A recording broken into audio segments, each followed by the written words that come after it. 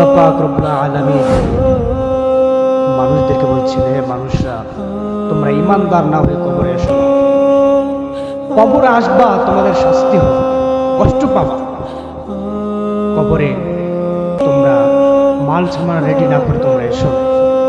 আল্লাহ বলছেন তোমরা কষ্ট পাবে। একবার কষ্ট হবে তোমার মৃত্যু যন্ত্রণা, আরেকবার কষ্ট হবে তোমার কবরে, আরেকবার কষ্ট হবে তোমার হাসরে, আরেকবার কষ্ট হবে জাহান্নাম। বেঈমানদের মৃত্যু কেমন হবে? বিশেষ করে বেনামাজি যখন তাদের রূহটা কবজ করা হবে, আজরাইল মালাকুল মউত এসে তার কলিজাটাকে ছিঁড়ে ফেলবে এবং কলিজা ছিঁড়ে সেখান থেকে রূহটা বের করার চেষ্টা করবে। রূহটা দৌড়াতে থাকবে, একবার গলায় এঁটকে যাবে। একটা জীবন্ত ছাগলকে যেমন তার শরীর থেকে চামড়াগুলো ছিঁড়ে ফেলা হবে,